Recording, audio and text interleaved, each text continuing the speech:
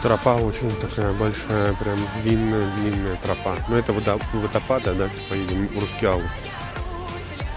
Вход 400 рублей стоит с человека. Ну, в принципе, это не такие уж большие деньги. Но все же очень прекрасный вид. Красиво погулять. Можно очень классно. Давай, снимай. Вот я иду, да?